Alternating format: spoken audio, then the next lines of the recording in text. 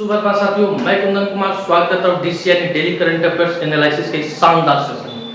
दोस्तों, आज के सेशन में 11 अक्टूबर से लेकर 14 अक्टूबर तक उन चुनिंदा प्रश्नों का संग्रह देखेंगे जो आगामी आपकी किसी भी परीक्षा के दृष्टिकोण से बेहद ही महत्वपूर्ण होने वाली है। साथ ही साथ हर एक क्वेश्चन से आपको फैक्ट बताया जाएगा और आपसे वीडियो के लास्ट में क्वेश्चन पूछा जाएगा जिसका उत्तर आपको कमेंट सेक्शन में जाकर देना होगा। तो चलिए शुरू करते हैं, आगाज करते हैं, श्री गणेश करते हैं आज के इस शानदार जानदार सेशन का एक शानदार मोटिवेशनल कोटेशन के साथ। झूला जितना पीछे जाता है उतना ही आगे भी जाता है। दोस्तों, अगर आपने झूला झूला होगा, ये झूला नहीं, गांव में हम लोग झूला झूलते थे, बांस का झूला बनाते थे, तो झूला को आगे भेजने के लिए उसे बहुत पीछे ले जाया जाता था। क्या सर? बहुत पीछे ले जाकर छोड़ा जाता था, तब वो बहुत आगे जाता था। अगर आप अपने जिंदगी में पीछे जा रहे हैं, पीछे बढ़ रहे हैं, किसी भी क्षेत्र में अगर पिछड़ रहे हैं, तो आप यकीन रखिए कि आप एक दिन बहुत आगे जाने वाले हैं। तो इसी के साथ शुरू करते हैं कल यानी पिछले क्लास के वीडियो के साथ। पिछले क्लास में जो आपसे प्रश्न पूछा गया था कि हाल ही में किसने महिला एशियाई चैंपियंस हॉकी ट्रॉफी 2024 के लोगो और शुभंकर का अनावरण किया।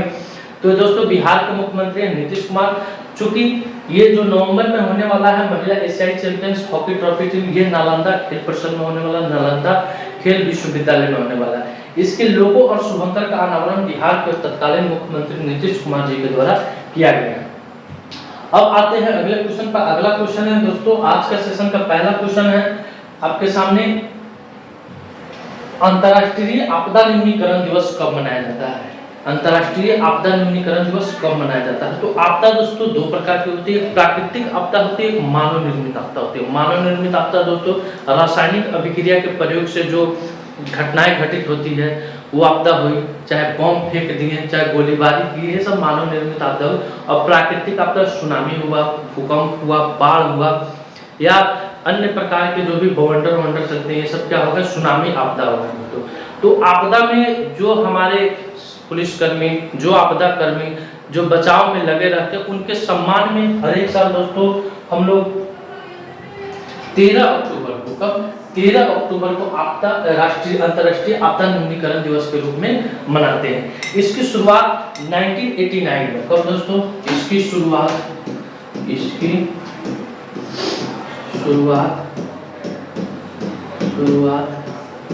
1989 में संयुक्त राष्ट्र महासभा के द्वारा की गई थी। किसके द्वारा? यहाँ लिख देते हैं, संयुक्त राष्ट्र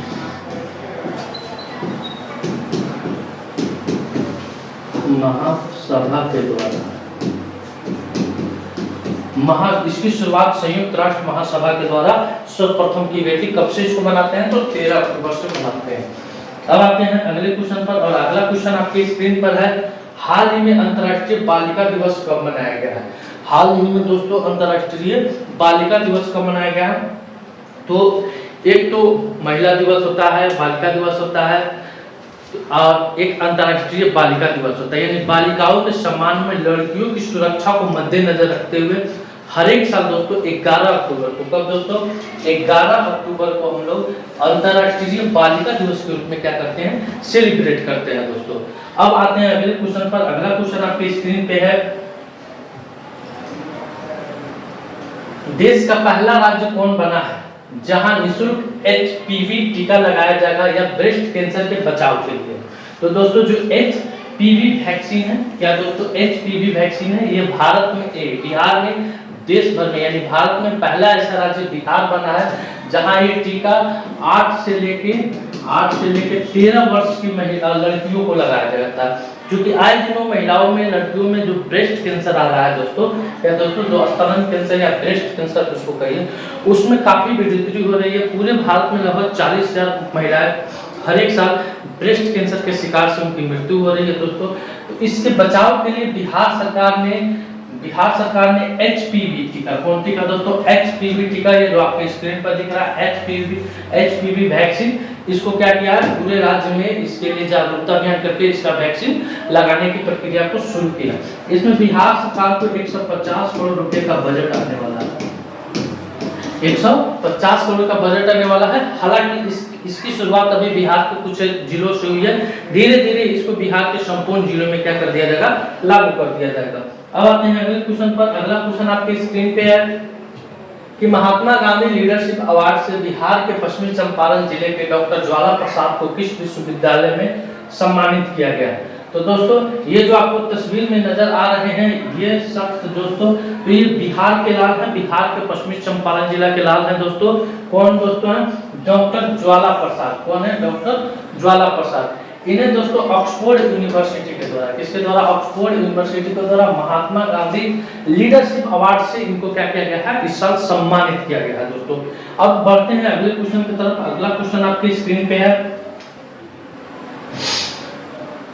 बिहार का दूसरा टाइगर रिजर्व किस जिला में स्थापित होगा? तो दोस्तों बिहार का पहला tiger reserve Valmiki tiger reserve है दोस्तों, ये पश्चिमी चंपारण जिला में पड़ता है। अब बिहार का दूसरा टाइगर रिजर्व दोस्तों बिहार के कैमूर जिला में, किस जिला में? बिहार के कैमूर जिला में 1134 वर्ग किलोमीटर में इसका दायरा रहेगा दोस्तों। आइए देखते हैं, केंद्र सरकार ने बिहार राज्य के दूसरे टाइगर रिजर्व को अस्थायी मंजूरी दी है। यह रिजर्व राज्य के कैमूर जिले में स्थापित किया जाएगा। यह निर्णय बिहार राज्य सरकार के एक प्रस्ताव के बाद आया और इसका उद्देश्य है क्षेत्र में वन्य जीव संरक्षण में सुधार करना। कैमूर के जंगल बिहार में सबसे बड़े हैं, जिसका क्षेत्रफल 1134 किलोमीटर है। यहाँ से आपको एक और सवाल देखने को मिला कि बिहार का सबसे बड़ा जंगल क्षेत्र कौन है? तो कैमूर का जंगल क्षेत्र है। कौन है? बिहार का सबसे बड़ा जंगल क्षेत्र, बिहार का सबसे बड़ा जंगल क्षेत्र, बिहार का सबसे बड़ा जंगल क्षेत्र कौन है दोस्तों? तो कैमूर का है। इसका है दोस्तों, कैमूर का है। इसका कुल क्षेत्रफल यानी इसका क्षेत्रफल, इस जंगल का क्षेत्रफल क्या है? तो 1134 वर्ग किलोमीटर है दोस्तों। इसके बाद आपका पश्चिमी चंपारण जिला पड़ता है, यानी वाल्मीकि नगर टाइगर रिजर्व। ये बिहार का पहला टाइगर रिजर्व है, Valmiki Nagar tiger reserve. Valmiki Nagar tiger reserve, Valmiki Nagar tiger reserve ये बिहार का क्या है? पहला टाइगर रिजर्व है। और दूसरा टाइगर रिजर्व आपका कैमूर टाइगर रिजर्व हो जाएगा दोस्तों। इसकी मंजूरी दे दी गई है। अब आते हैं अगले क्वेश्चन की तरफ। अगला क्वेश्चन आपके स्क्रीन पे आ रहा है कि हाल ही में रतन टाटा जी के सम्मान में किस राज्य सरकार ने एक विशेष डाक कवर जारी किया है? तो दोस्तों रतन टाटा जी हमारे देश के धरोहर थे दोस्तों। उन्होंने बिहार, झारखंड और देश के लिए बहुत सारे काम किए। इसी को ध्यान में रखते हुए उनके सम्मान में बिहार सरकार ने, कौन सा? बिहार सरकार ने उनके सम्मान में एक विशेष डाक कवर टिकट क्या किया है? जारी किया है। जो आपके जो यहाँ आपके स्क्रीन पर दिख रहा है दोस्तों, यही है वो टिकट रतन टाटा जी के सम्मान में बिहार सरकार के द्वारा इसको जारी किया गया। अब आते हैं अगले क्वेश्चन की तरफ। अगला क्वेश्चन आपके स्क्रीन पर कि वर्ष 2024 के दूसरे सेना कमांडरों के सम्मेलन का पहला चरण कहाँ प्रारंभ होगा? तो दोस्तों आपको बता दें कि वर्ष 2024 के दूसरे सेना कमांडरों के जो सम्मेलन है, इसका पहला चरण सिक्किम में कहाँ प्रारंभ हुआ है? सिक्किम में प्रारंभ हुआ है दोस्तों, सिक्किम के गंगटोक में। कहाँ? सिक्किम के गंगटोक में यह प्रारंभ हुआ। और इसका दूसरा चरण कहाँ प्रारंभ होगा? कहाँ प्रारंभ होगा?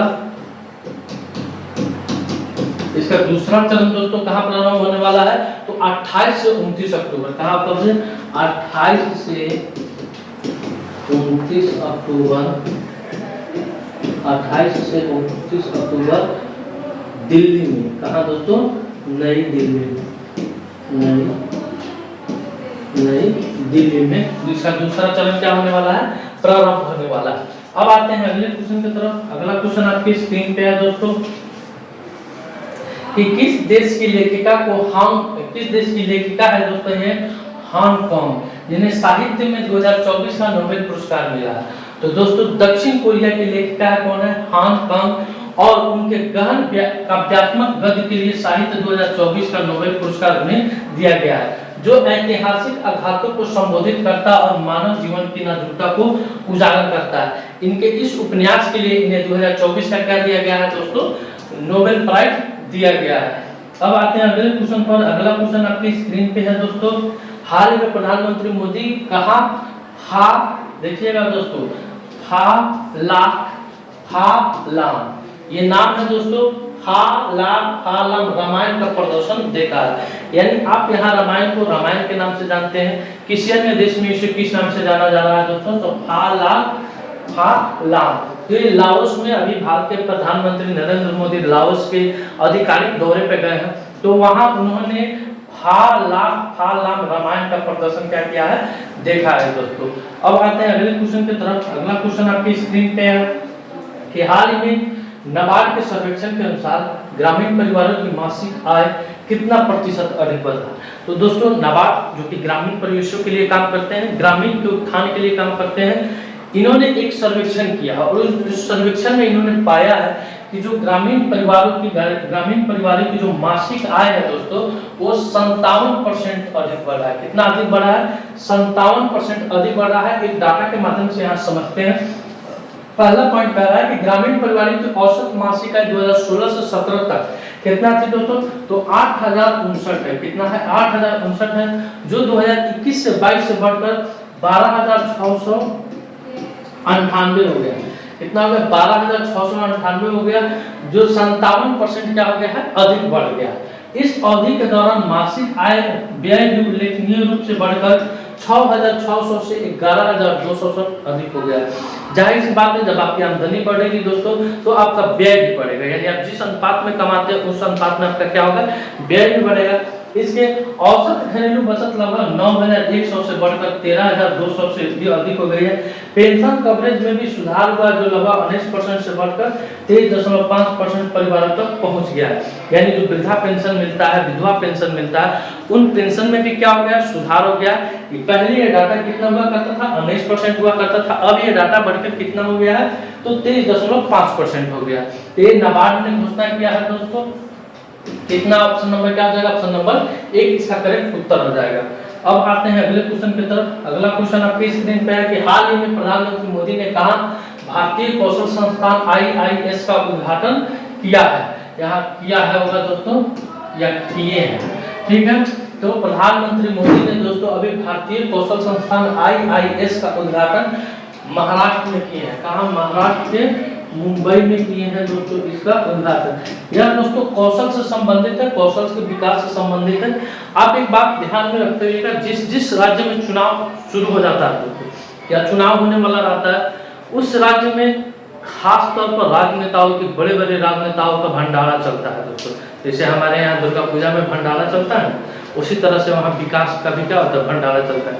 यानी पिछले 4 साल में जो काम नहीं हुआ रहता है, वो काम 6 महीना में हो जाता है दोस्तों। 6 महीना तो आचार संहिता और ये सब में ही बीत जाता है। अब आते हैं अगले क्वेश्चन की तरफ। अगला क्वेश्चन आपकी स्क्रीन पे है कि हाल ही में डिजी लॉकर के निर्बाध पहुंच के लिए किसके साथ साझेदारी की। तो डिजी लॉकर अपने निर्बाध पहुंच के लिए दोस्तों उमंग ऐप के साथ, किसके साथ, उमंग ऐप के साथ साझेदारी की। सर थोड़ा मोबाइल दीजिएगा। अब डिजी लॉकर, मोबाइल दीजिए। डिजी लॉकर दोस्तों आपको बताते हैं डिजी लॉकर के बारे में कुछ दोस्तों। ये आपकी स्क्रीन पे जो आप दिख रहे हैं, ये मेरा मोबाइल है। यहाँ ये डिजी लॉकर होता है दोस्तों। इस डिजी लॉकर के माध्यम से आप इसमें अपने सारे डॉक्यूमेंट्स को अपलोड कर सकते हैं। जैसे देखिए मैंने डिजी लॉकर खोला तो यहाँ लिखा welcome Kundan Kumar, see all किए दोस्तों। तो इसमें मेरा आधार है, ड्राइविंग लाइसेंस है, पैन कार्ड है, गाड़ी का रजिस्ट्रेशन नंबर है। इसके अलावा आप इसमें अपना आय, आवासीय, EWS, OBC, मार्कशीट, बहुत सारे ऐसे डॉक्यूमेंट्स हैं जिसको आप क्या कर सकते हैं, अनलॉक कर सकते हैं, इसमें अपलोड कर सकते हैं। इसके अलावा दोस्तों आप रेलवे का फॉर्म भरते हैं तो उसका रजिस्ट्रेशन आप डिजी लॉकर के माध्यम से कर सकते हैं। तो जो डॉक्यूमेंट्स अपलोड की प्रक्रिया होती है दोस्तों, वहां से खुद रेलवे आपके डिजी लॉकर से क्या कर लेगा, ले लेगा। तो एक बहुत ही अच्छी ऐप है, भारत सरकार की ऐप है दोस्तों डिजी लॉकर। अगर आप बाइक पर जा रहे हैं, खाली प्रशासन को डिजी लॉकर दिखा दे रहे हैं, उसमें ड्राइविंग लाइसेंस और रजिस्ट्रेशन नंबर दिखा दे रहे हैं, तो प्रशासन आपको ज्यादा तंग भी नहीं करने वाला है दोस्तों। तो ये डिजी लॉकर की खूबियां है दोस्तों, बहुत सारी इसकी खूबियां है। अगर अभी तक आप इस ऐप को डाउनलोड नहीं किए होंगे तो जाके इस ऐप को डाउनलोड कीजिए। इस एडवर्टाइजमेंट के लिए हमको कहीं से भी कोई पैसा नहीं मिला, वो आपके सहूलियत के लिए इसको बताया जा रहा है। अब आते हैं अगले क्वेश्चन पर। अगला क्वेश्चन है कि हाल ही में जारी ग्लोबल हंगर इंडेक्स 2024 में भारत कौन से स्थान पर रहा है? बहुत ताली बजाओ। भारत उछाल किया है दोस्तों। क्या किया है? भारत उछाल किया है। ग्लोबल हंगर इंडेक्स 2024 में भारत 105वें स्थान पर चला आया है। बाप रे, बड़ी खुशी की बात करो। कितना? 105वें स्थान पर चला है। कितना देश? 127 देश में 127 देश में इसको 105 नंबर मिला है दोस्तों। यानी इनसे 104 देश क्या है जहां जो भारत से अधिक खुशहाल जीवन यापन व्यतीत कर रहे हैं। आइए देखते हैं यहाँ पे दोस्तों ग्लोबल हंगर इंडेक्स की 2024 की लिस्ट 10 अक्टूबर को जारी हुआ। इस साल की लिस्ट में भारत 127 देशों में 105वें नंबर पर है। पिछले साल 125 देशों में 111वें स्थान पर था। पूछ देता है पिछले साल का भी, 2023 का भी डाटा पूछ देगा, 24 का भी पूछ देता है, और 2022 में 121 देशों में से 107वें स्थान पर था। यानी इस साल हालात मामूली सा ठीक हुआ है। यानी सर्वे में इस बात को कहा गया है कि जो भारत का हालात है वो मामूली सा क्या हुआ? ठीक हुआ है। लेकिन अभी भी हंगर इंडेक्स का स्कोर 27.3% है, जो गंभीर बना हुआ है। चीन, यूएई और कुवैत समेत 22 देश पहले स्थान पर है। कौन दोस्तों? चीन है, यूएई है, कुवैत है, ये सब इसके समेत 22 देश ऐसे हैं जो क्या है पहले स्थान पर काबिज है दोस्तों। अब आते हैं अगले क्वेश्चन पर। अगला क्वेश्चन आपकी स्क्रीन पे है कि हाल ही में टाटा ट्रस्ट का अध्यक्ष किसे नियुक्त किया गया है? तो टाटा रतन टाटा के मर जाने से दोस्तों, इनकी मृत्यु हो जाने से टाटा ट्रस्ट का उत्तराधिकारी चाहिए। तो रतन टाटा के दोस्तों एक बहुत करीबी थे शांतनु नायडू, जो अक्सर रतन टाटा से उनका तालमेल बना रहता था। उनको वो अपना दोस्त कहते थे दोस्तों। रतन टाटा को क्या कहते थे? अपना दोस्त बताते थे। रतन टाटा भी उनको अपना दोस्त बताते थे। तो उनको उत्तराधिकारी नहीं दिया गया है, नोएल टाटा को। किसे दोस्तों? नोएल टाटा को अभी हाल फिलहाल में टाटा ट्रस्ट का क्या बनाया गया है? अध्यक्ष बनाया गया है। अब आते हैं अगले क्वेश्चन की तरफ। अगला क्वेश्चन है कुछ प्रमुख नियुक्तियां जो अभी तक हुई है दोस्तों, उसमें से इंपॉर्टेंट आपको बताया जा रहा है। अनुराग जैन को मध्य प्रदेश का नया मुख्य सचिव नियुक्त किया गया है। जस्टिस शमीम अहमद को मद्रास उच्च न्यायालय में न्यायाधीश के रूप में शपथ ली है। एसपी धारकर अगले वायुसेना प्रमुख नियुक्त किए गए हैं। जस्टिस सुरेश कुमार कैट मध्य प्रदेश के हाई कोर्ट के चीफ जस्टिस बने हैं। जस्टिस मनमोहन ने दिल्ली उच्च न्यायालय के मुख्य न्यायाधीश के रूप में क्या किए हैं? शपथ लिए हैं। उसके बाद है यूएसी के राष्ट्रीय क्रिकेट लीग के आयुक्त हारून लोगट को बनाया गया है। जितेंद्र जाधव ने एयरोनॉटिक्स डेवलपमेंट एजेंसी के डीजी का पदभार संभाला है। और केवीएस मानियन ने फेडरल बैंक के सीईओ के रूप में इन्होंने क्या किया है? पदभार संभाले हैं। अब आते हैं अगले क्वेश्चन की तरफ। अगला क्वेश्चन आपके स्क्रीन पर है हाल ही में किस देश की निहोन हिंद कयू ऑर्गेनाइजेशन को नोबेल पीस प्राइज 2024 दिया गया है? तो दोस्तों निहोन हिंद क्यू ऑर्गेनाइजेशन को नोबेल पीस प्राइज 2024 दिया गया है।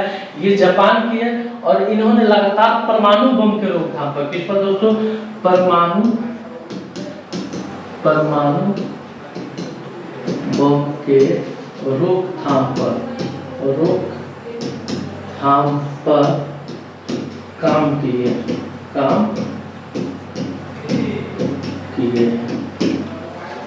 इसके लिए इन्हें क्या दिया गया है? 2024 का नोबेल पुरस्कार दिया गया है। अब आते हैं अगले क्वेश्चन पर। अगला क्वेश्चन है एक नोबेल पुरस्कार से दोस्तों इस बार किनको नोबेल पुरस्कार मिला है, क्योंकि हर एक सेशन में एक अलग अलग क्वेश्चन बताएगा नोबेल पुरस्कार से, तो एक अलग से शॉर्ट वीडियो बनाया जाएगा नोबेल पुरस्कार से संबंधित। आइए हाल ही में अंतर्राष्ट्रीय ऊर्जा एजेंसी ने क्लीन एनर्जी के लिए किस आईआईटी के साथ समझौता किया? तो आईआईटी दिल्ली और अंतर्राष्ट्रीय ऊर्जा एजेंसी आईईए ने क्लीन एनर्जी ट्रांजिशन के लिए एक समझौता ज्ञापन पर हस्ताक्षर किए हैं। ये का उद्देश्य नीति विश्लेषण, ऊर्जा प्रौद्योगिकी रुझानों पर सूचना आदान प्रदान करना है।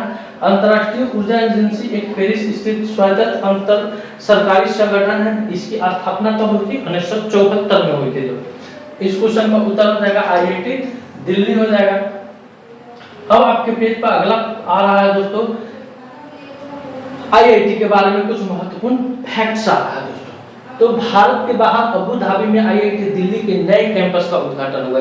यानी जो आईआईटी दिल्ली का एक और कैंपस कहाँ खुला है दोस्तों? तो अबू धाबी में बना है। NIRF national institutional ranking framework सूची में लगातार 6ठी बार आईआईटी मद्रास क्या है, शीर्ष पर आया है। उच्च शिक्षा संस्थानों की राष्ट्रीय रैंकिंग में आईआईटी मद्रास शीर्ष पर आया है। आईआईटी खड़गपुर ने सुंदर पिचाई को डॉक्टर ऑफ साइंस की उपाधि से क्या किया है, सम्मानित किया है।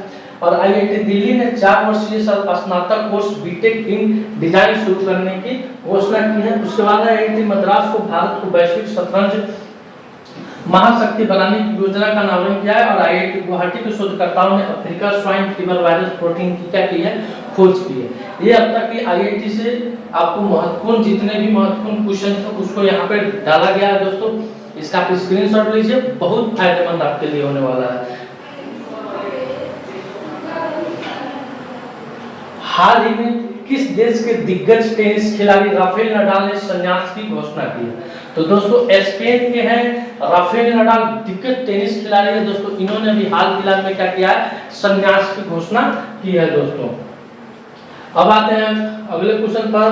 119वीं आईपीयू सभा में प्रतिनिधि मंडल का नेतृत्व कौन करेंगे?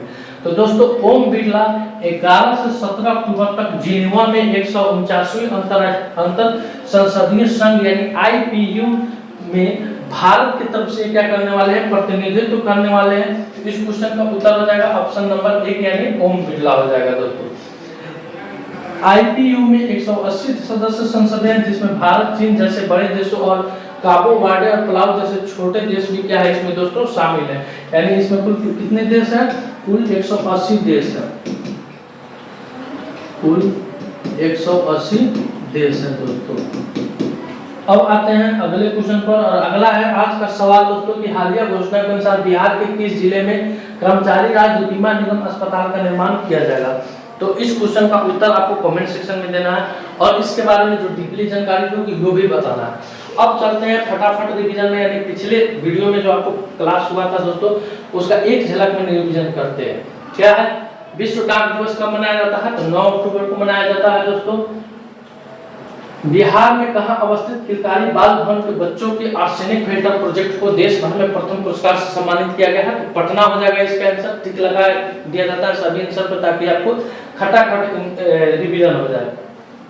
हाल ही में विश्व कपास दिवस कब मनाया गया? 7 अक्टूबर को मनाया गया है। हाल ही में किसने बिहार की गया में आधुनिक बिहार लैब का शुभारंभ किया है? तो BVR सुब्रमण्यम नीति आयोग के द्वारा इस लैब का क्या किया गया दोस्तों, शुभारंभ किया गया है। हाल ही में जर्मनी में भारत का राजदूत किसे नियुक्त किया गया? तो अजीत विनायक गुप्ता को जर्मनी में भारत का राजदूत नियुक्त किया गया। उसके बाद है हाल ही में दूरसंचार मानकीकरण सम्मेलन कहाँ आयोजित हुआ है? तो नई दिल्ली में हुआ है दोस्तों।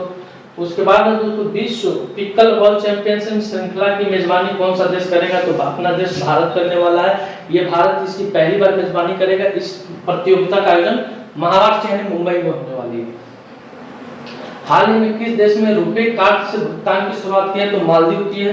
अभी मालदीव के राष्ट्रपति भारत के दौरे पर आए थे तो बहुत सारे द्विपक्षीय वार्ता हुई है। इसमें दोस्तों मालदीव में रुपे कार्ड से भी भुगतान की जा सकती है। उसके बाद आपका कि हाल ही में एशिया की सबसे बड़ी और दुनिया की सबसे ऊंची इमेजिंग चेरेनो वेधशाला MACE का उद्घाटन कहाँ हुआ? तो लद्दाख में हुआ है। हाल ही में किस राज्य में नशीली दवाओं की तस्करी से निपटने के लिए संकल्प पहल शुरू हुई है? तो हिमाचल प्रदेश। उसके बाद हाल में WHO ने किस देश को ट्राइकोमा मुक्त घोषित किया है? तो WHO ने अभी अपने देश भारत को ट्राइकोमा मुक्त घोषित कर दिया है दोस्तों। अगला क्वेश्चन है कि हाल ही में किसने नेस्ले इंडिया के प्रबंधक निदेशक के रूप में पदभार संभाला है? तो मनीष तिवारी ने संभाला है नेस्ले इंडिया के प्रबंधक निदेशक के रूप में।